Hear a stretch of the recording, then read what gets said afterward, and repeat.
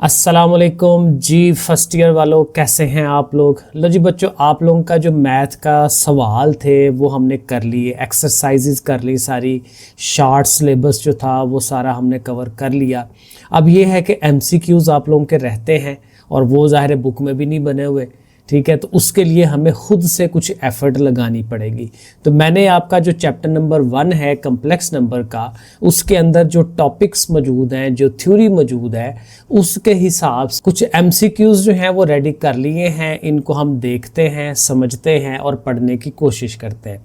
सो देखें, पहला जो एमसीक्यू है इसको थोड़ा बड़ा कर लेते हैं ताकि हमें ज़रा देखने में और समझने में आसानी हो जाए। सो देखें, पहला एमसीक्यू लिखा हुआ है, a complex number is written in the form of. एक कम्प्लेक्स नंबर को किस शक्ल में लिखते हैं, तो डेफिनेटली उसको हम कैसे लिखते हैं, a प्लस आयोटा b। उसमें एक रियल पार्ट होता है, एक इमेजिनरी पार्ट होता है। इमेजिनरी पार्ट में आयोटा आता है, आई आता है उसके साथ, और जो ए पार्ट है उसका रियल पार्ट है जिसमें जाहिर है कि कोई आयोटा वगैरह नहीं आता। तो a प्लस बी आयोटा, ये हमारा प्रॉपर शक्ल है कम्प्लेक्स नंबर की। उसके बाद दूसरा एमसीक्यू है, in z is equal to 5 minus 3 iota. जाहिर है कि ये कम्प्लेक्स नंबर है, तो इसमें रियल पार्ट क्या है, तो रियल पार्ट डेफिनेटली ये वाला जो हमारा 5 है ये होना चाहिए। तो देखें, हमने उसको 5 वाले को किया हुआ है, हाईलाइट किया हुआ है। इसी तरह कहते हैं 7 प्लस 4 आयोटा है, तो इसका इमेजिनरी पार्ट क्या होगा, तो इमेजिनरी पार्ट डेफिनेटली जो आई के साथ चीज़ लगी हुई है, साइन के साथ, साइन भी साथ लेना है, जमा है तो जमा लगाना है, माइनस है तो माइनस लगाना है। तो प्लस का 4 जो है ये उसका क्या होगा, इमेजिनरी। इमेजिनरी पार्ट में आयोटा नहीं आता साथ, ठीक है ना। आयोटा वो सिर्फ मेंशन करवाता है कि आयोटा के साथ जो चीज़ लगी हुई है, जो उसका कोएफिशिएंट लगा हुआ है, वो उसका इमेजिनरी पार्ट है, ठीक है। सिर्फ उसने दिखाना होता है, आई ने खुद नहीं आना। तो इसलिए इसका आंसर जो है सिर्फ 4 होगा, ठीक है, ये याद रखना है। The conjugate of z is equal to 3 minus 2 iota. Conjugate कैसे लेते थे कि उसमें जो आयोटा वाला पार्ट है उसको आपने साइन चेंज करना है। तो यहाँ अगर माइनस 2 आयोटा है तो क्या हो जाना चाहिए, प्लस 2 आयोटा। 3 प्लस 2 आयोटा, और 3 का साइन चेंज नहीं होना। सो देखिए ये वाला answer 3 plus 2 iota, minus 2 iota जो है वो प्लस 2 आयोटा हो गया। अगर प्लस होता तो माइनस हो जाता, तो चेंज कर देते हैं कॉन्जुगेट में। इफ कहता है z is equal to a plus b iota है, then it's conjugate will be, तो वो definitely a minus iota b होगा। ये भी हम पहले देख चुके हैं। आगे चलते हैं 6 वाला, the product of a complex number and it's conjugate. अब ये सारा समझने वाली बात है कि एक कोई सा भी कम्प्लेक्स नंबर हो और उसका आप कॉन्जुगेट ले लेते हैं। तो कॉन्जुगेट और एक्चुअल वाले का जब आप प्रोडक्ट लेते हैं, ज़रब दिलाते हैं, तो वो आंसर क्या आता है, वो आंसर जो आता है, जो भी आएगा उसमें सिर्फ रियल पार्ट होगा, उसमें इमेजिनरी पार्ट नहीं होता। और मैंने इसकी एक देखें छोटी सी एग्जांपल लिखी है। अगर एक हमारे पास 1 प्लस आयोटा है, एक सिंपल अब कम्प्लेक्स नंबर है, और उसका कॉन्जुगेट हो जाए 1 माइनस आयोटा, तो इनको जब आप ज़रब दिलाएंगे तो चूंकि दोनों एक दूसरे के अपोजिट होते हैं, तो इसमें a plus b into a minus b वाला फार्मूला लगता है, a square minus b square का। तो देखिए फर्स्ट वाले का स्क्वायर कर दिया, साथ दूसरे वाले का स्क्वायर कर दिया, और जब इनको स्क्वायर्स करेंगे तो 1 का स्क्वायर तो 1 होता है, आयोटा स्क्वायर जो है वो -1 होता है। अब देखिए 2 माइनसेस मिल के वो +1 हो जाता है, तो 1 और 1 मिल के इसका आंसर 2 आता है। तो आंसर जब 2 आया तो उसका मतलब क्या हुआ कि इसमें कोई भी इमेजिनरी पार्ट नहीं रहा, रियल पार्ट आ गया। तो ये आपने याद रखना है कि जब भी हम प्रोडक्ट लेंगे कम्प्लेक्स नंबर का और उसके कॉन्जुगेट का, तो उसका जो आंसर होगा वो क्या होगा, वो एक रियल नंबर होगा, ठीक है। रियल नंबर हमने इसको बताना है। इसी तरह से ये देखें, 2 कम्प्लेक्स नंबर्स को अगर हमें प्लस करवाना पड़ जाए, तो प्लस करवाते हुए रियल में ऐड होता है, इमेजिनरी में ऐड होता है। 2 और 4 मिलके 6 हो जाएगा, 6 हो गया, और 3 आयोटा में से 1 आयोटा निकाल दें तो 2 आयोटा, तो 6 प्लस 2 आयोटा। ये देखें ए वाला आंसर जो है वो हमारा सही है। इसी तरह 8 वाले में चलें तो 3 plus 2 iota into 1 minus iota, यानी 2 कम्प्लेक्स नंबर्स को ज़रब दिलाना, मल्टीप्लाई करना, ये भी हमें आना चाहिए। तो वो मैंने कोशिश की करने की। कैसे करते हैं कि इस वाले का पहला पार्ट पकड़ लेते हैं और उसको बारी बारी इसके साथ और इसके साथ ज़रब दिलाएंगे।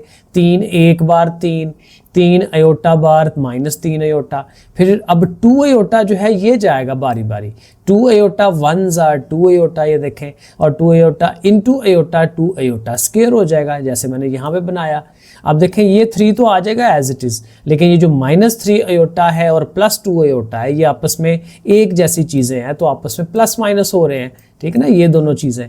तो फिर -3 और +2 करेंगे तो -1 रह जाएगा, माइनस अयोटा, और ये जो अयोटा स्क्वायर है आपको पता है वो -1 के बराबर होता है, तो इसका माइनस और ये माइनस मिलके प्लस हो जाएंगे +2, और इसी तरह 3 और ये 2 अब ज़ाहिर है ये एक जैसे हैं तो ये 5 हो जाएगा, और 5 माइनस अयोटा देखें तो 5 माइनस अयोटा देखें, ये ए वाला पार्ट हमारा सही है। तो ज़रा इसके मल्टीप्लिकेशन जो है लिख के ज़रा खुद करके देखें कैसे ज़रब करते हैं ताकि ये आपको आए। उसके बाद 9 वाले में कहता है अयोटा स्क्वायर किसके इक्वल होता है, तो ये बड़ा मशहूर है, अयोटा स्क्वायर -1 के इक्वल होता है, अभी पीछे मल्टीप्लाई करते हुए भी मैंने आपको बताया, ठीक है। और इसके साथ ये कहाँ से आता है, ये -1 का जब आप स्क्वायर रूट लेते हैं तो वो किसके इक्वल, हमने उसका नाम रखा हुआ है अयोटा के। हाली अयोटा जो है वो किसके बराबर है, -1 के ऊपर स्क्वायर रूट। तो ये भी जाहिर है बेसिक चीज़ें हैं, ये हमें पता होनी चाहिए। आगे कहता है जी एक कम्प्लेक्स नंबर है जी और वो है a + अयोटा b, तो उसको ऑर्डर्ड पेयर की शक्ल में लिखना हो, एक जोड़े की शक्ल में लिखना हो तो कैसे लिखते हैं, इस तरह से लिखते हैं, a, b लिखते हैं, ठीक है। ए रियल पार्ट पहले, बी कॉमे के बाद बी जो है वो इमेजिनरी पार्ट वो लिख दें, और ब्रैकेटें लगा लें। ब्रैकेटें जो है ये बड़ी वाली ब्रैकेटें इनको कहते हैं, ठीक है ना, एक छोटी ब्रैकेट होती है, एक मिडल ब्रैकेट होती है, ये सबसे बड़ी वाली ब्रैकेट है, वो वाली हम लगा देंगे और बस इसको ऐसे लिख देंगे। तो ऑर्डर पेयर की शक्ल में भी लिख सकते हैं, the order pair this one, ये वाला जो -3 और 4 है ये किस कम्प्लेक्स नंबर को शो करता है, तो जाहिर है -3 उसका रियल पार्ट है, तो -3 लिख के प्लस और आगे ये 4 के साथ, ये जो सेकंड पार्ट है ना, तो 4 के साथ आपने एयोटा लिखना है, -3 + 4 एयोटा, तो वो देखें ये वाला सी वाला आंसर सही है। आगे चलें 12 वाला, द एडिटिव आइडेंटिटी, आइडेंटिटी होनी चाहिए लेकिन किस में, एडिटिव में, जमा में। प्लस में आइडेंटिटी क्या, आइडेंटिटी करती क्या है, जब आप ऐड करते हैं वो चीज़, वो आइडेंटिटी किसी नंबर में ऐड करते हैं तो उससे असल में कोई फ़र्क नहीं पड़ता। जैसे कि 0 है, अब 0 किसी भी नंबर में, आम नंबर में भी आप ऐड करें तो उसने कोई फ़र्क नहीं डालना, 7 + 0 7 ही रहता है, तो इसलिए 0 जो है वो हमारी क्या होगी, एडिटिव आइडेंटिटी। ये आम नंबर्स के लिए भी है और कम्प्लेक्स नंबर के लिए भी है, क्योंकि इसका इफेक्ट नहीं आना चाहिए, जमा करेंगे तो इसका इफेक्ट ना आए, तो इसको हम एडिटिव आइडेंटिटी कहते हैं। और इसी तरह मल्टीप्लिकेटिव आइडेंटिटी भी है ज़रब में। अब ज़रब में आइडेंटिटी 1 होती है, क्योंकि 1 से किसी चीज़ से आप ज़रब दें तो आंसर फिर वही रहता है, ठीक है। तो इसलिए ज़रब के अंदर मल्टीप्लिकेशन में आइडेंटिटी हमारी क्या होगी, 1 होगी, +1 वो लिख देंगे।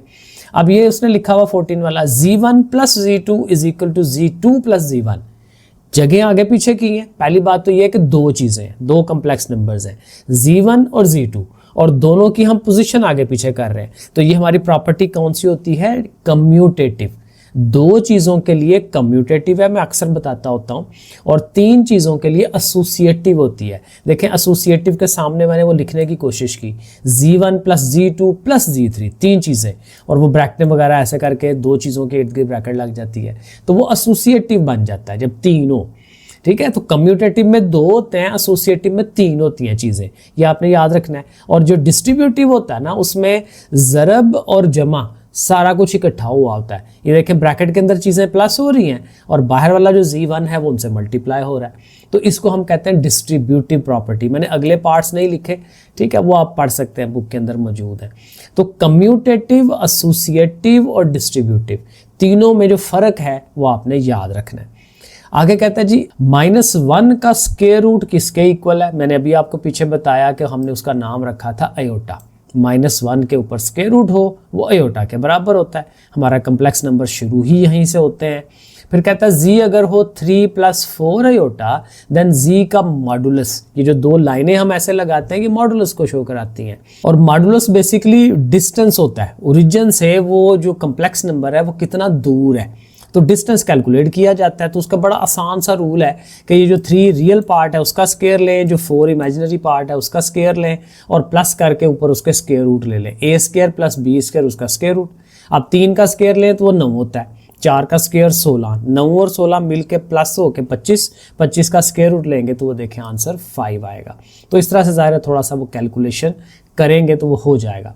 17 कहता है अ क्वाड्रेटिक इक्वेशन। क्वाड्रेटिक इक्वेशन हमने 9-10 में पढ़ी हुई है कि जिसमें x की पावर 2 होती है। अभी भी यहाँ पे भी क्वाड्रेटिक हमारे कम्प्लेक्स नंबर क्वाड्रेटिक इक्वेशनों की शक्ल में मौजूद थे और हम उसके फैक्टर्स बनाते हैं। A quadratic equation has how many complex roots, तो उसके कितने कम्प्लेक्स रूट्स हो सकते हैं। रूट बेसिकली आप आम लफ्ज़ों में समझें ये आंसर्स को कहते हैं। क्वाड्रेटिक इक्वेशन जब हल करते थे तो उसके 2 आंसर्स आते थे, 2 रूट्स होते हैं। तो अगर कम्प्लेक्स रूट्स बनेंगे तो 2 ही बन सकते हैं ना, 2 से ज़्यादा नहीं बन सकते। तो इसलिए इसका आंसर 2 होना चाहिए। 18 complex roots of quadratic equation occurs इन।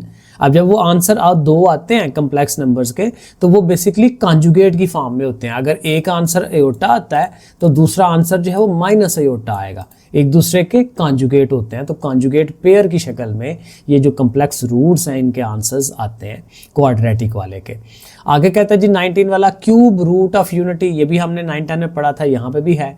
वो जो होता था ना 1 ओमेगा और ओमेगा स्क्वायर, जब हम वो एक्स क्यूब को, ये मैं ज़रा लिखने की कोशिश करता हूँ, x3 लिखा नहीं जा रहा, एक्स क्यूब को हम किसके इक्वल रखते हैं 1 के, और फिर 1 को इस साइड पर लाते हैं, पूरा सॉल्व करवाते हैं, 3 आंसर्स निकालते हैं। तो एक आंसर आता था 1, एक आता था ओमेगा यानी w और एक आता था w square.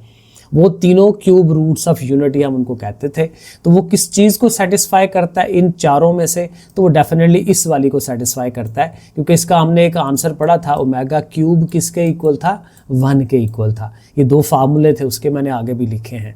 1 cube root of unity, अब क्यूब रूट ऑफ यूनिटी मैंने बताया ना 1 ओमेगा और ओमेगा स्क्वायर है, तो उनमें से एक क्यूब रूट 1 भी है, तो डेफिनेटली ये वाला हमारा आंसर है, क्योंकि उसने कहा जी एक कोई एक कौन से वाला है, तो वो 1 है। फिर कहता है sum of cube root of unity, ये देखें मैंने आपको बताया 1 plus omega square equal to 0 होता है, ये हमने 10th क्लास में पढ़ा था। ठीक है, तीनों ये जो क्यूब रूट्स ऑफ यूनिटी हैं इनका सम 0 के बराबर होता है, तो हम ये डी वाला आंसर कहेंगे कि हाँ जी 0 के बराबर होता है। इसी तरह इनका जो प्रोडक्ट है यानी तीनों को ज़रब देने से आंसर 1 आता है, क्योंकि ये बेसिकली ओमेगा क्यूब बन जाता है, क्योंकि तीनों को ज़रब दे, 1 से ज़रब तो वही रहता है, और ओमेगा स्क्वायर मिलके ओमेगा क्यूब हो जाएगा, तो ओमेगा क्यूब जो है वो 1 के इक्वल होता है, तो इसलिए इसका आंसर हमारा बी वाला सही है। आगे 23rd में कहता है 4th roots of unity. 4 root कैसे बनते हैं, जब हम x की पावर 4 को इक्वल टू 1 रखते हैं और फिर यहाँ से 1 को इधर लाते हैं, उसके 4 आंसर्स निकालते हैं। तो जो ये 4 आंसर आते हैं इनको हम 4th रूट्स ऑफ यूनिटी कहते हैं। तो वो ज़ाहिर है किसको सेटिस्फाई करता है, इसी की z की पावर 4 इज इक्वल टू 1 को, जैसे मैंने अभी आपको लिख के दिखाया। उनमें से कोई एक रूट, अब ये 4 रूट्स होते हैं 1 -1 प्लस अयोटा माइनस अयोटा, तो ये चारों नाम आपने याद रखने हैं। जैसे वो क्यूब रूट्स ऑफ यूनिटी हैं तो वो क्या है 1 ओमेगा और ओमेगा स्क्वायर, और ये जो 4 हैं इनमें 1 -1 एक दूसरे के अपोजिट हैं, 1 -1 प्लस अयोटा माइनस अयोटा, तो वो आपने याद रखना है। तो ऑप्शंस में जो हो तो जाहिर है अयोटा आ रहा है, तो इसका मतलब ये आंसर उसका सही है। Total 4th roots of unity are, तो जाहिर है 4 होते हैं, ठीक है ना, 4 आंसर्स हैं 1 -1 प्लस अयोटा माइनस अयोटा, ये देखिए मैंने लिख दिए हैं साथ चारों के चारों, ठीक है, तो ये हमें पता होने चाहिए। पोलर फॉर्म जो होती है वो किसको यूज़ करती है, XY कोऑर्डिनेट को नहीं, R और थीटा को। उसमें एक R होता है एक थीटा होता है। आमतौर पे हमारा X एक्सिस और Y एक्सिस होता है ना, X और Y एक्सिस, वो कार्टेशियन फॉर्म्स के लिए होता है, ये पोलर फॉर्म है। तो पोलर फॉर्म में R और थीटा, R क्या होगा कि वो जो हमारा क्या नाम है कम्प्लेक्स नंबर है वो ओरिजिन से कितना दूर है यानी मॉडुलस, वो R होता है, और थीटा जाहिर है कि वो जो है वो X एक्सिस के साथ कितना एंगल बना रहा है रियल एक्सिस के साथ एंड सो ऑन। तो R और थीटा को हम यूज़ करते हैं। अच्छा, उसके बाद कहता है ये जो R होता है किसको रिप्रेजेंट करता है, तो मैंने बताया था ये मॉडुलस होता है, ये डिस्टेंस को शो करवाता है। तो ज़ाहिर है यहाँ उसने मॉडुलस कहा हुआ है तो मॉडुलस को ये शो करवाता है। और इसी तरह थीटा जो है किसको शो कराता है, थीटा के लिए हम यूज़ करते हैं आर्गूमेंट। ठीक है, ये बेसिकली एंगल होता है, स्लोप होती है, लेकिन इसको हम आर्गुमेंट स्पेशल लफ्ज़ यूज़ करते हैं तो वो हम इसको कहेंगे।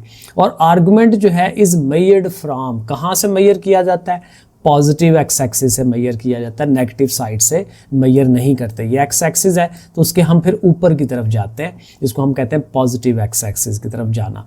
और लास्ट में एक एमसीक्यू है कि modulus of z is equal to a plus b a होता, तो इसका मॉडुलस लेना हो तो मैंने अभी आपको फार्मूला बताया था, ए का स्क्वायर लें, बी का स्क्वायर लें, उसके ऊपर स्क्वायर रूट लगा दें, तो ये हमारा सी वाला आंसर सही है। तो ये 30 MCQs मैंने बनाए, इसकी आप प्रैक्टिस करें, इनको समझ के करें, तो इंशाल्लाह सारे चैप्टरों के बनाते हैं और तैयारी करते हैं और साथ शार्ट क्वेश्चंस भी ज़रा निकालते हैं। ओके, फिर अल्लाह हाफिज़।